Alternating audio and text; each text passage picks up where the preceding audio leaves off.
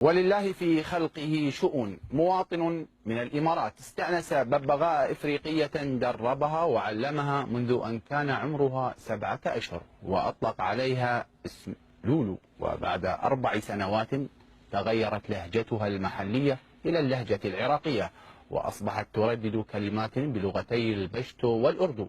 لولو تحتفل معنا اليوم بإطفاء أخبار الإمارات شمعتها الأولى. تابعوا ما تردده لولو واذكروا اسم الله، لأن صاحبها خائف عليها من الحسد. عمر الشعالي والتفاصيل. نزور اليوم عائلة زكي محمد الشيباني في إمارة أبو ظبي، والذي دعانا مشكورا ليعرفنا على الببغاء الكاسكو لولو، والتي ترحب بضيوفها في المنزل قائلة: السلام عليكم. السلام عليكم. الحمد لله على السلامة. الكاسكو لولو أمضت قرابة ال4 سنوات مع هذه العائلة، وهي مرتبطة جدا بالطفلتين آمنة وزهرة، واللتين تحرصان دائما على إطعامها مما لذ وطاب من شتى أصناف الفاكهة. كما لا تنسى لولو أن تبقي حبل الود متصلا وتداعب الفتاتين قائلة: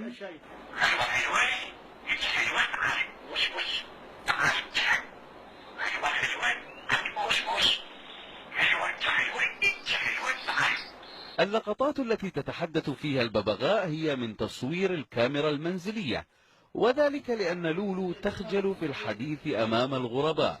كما يحرص زكي الشيباني على تلقين لولو أكبر قدر مستطاع من الآيات القرآنية. بسم الله الرحمن الرحيم. الله أحد. الله أكبر. بسم الله الرحمن الرحيم. الله أحد. الله أكبر.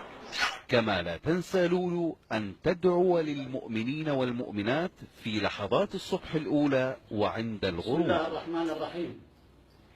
اللهم اغفر للمؤمنين والمؤمنات. اللهم اغفر للمؤمنين والمؤمنات. 4 سنوات أمضتها لولو مع هذه العائلة، تشاطرهم الكثير من أحاديثهم، كما لا يفوتها أن تبتهج معهم في أفراحهم، فهي خفيفة الظل وتحب المرح.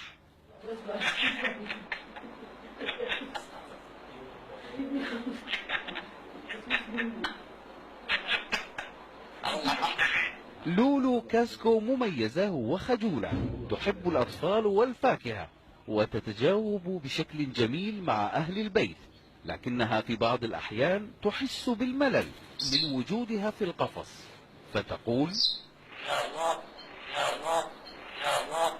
وفاجأتنا لولو في بعض مواقع التصوير عندما سمعناها تدعو للمغفور له الشيخ زايد رحمه الله. رحمة الله على شيخ زايد. رحمة الله على شيخ زايد. رحمة الله على شيخ زايد. رحمة الله على شيخ زايد. لولو الكاسكو الرائعة التي لن ننسى كلماتها الجميلة التي سمعناها قبل قليل. سندعها تودعكم بطريقتها الخاصة.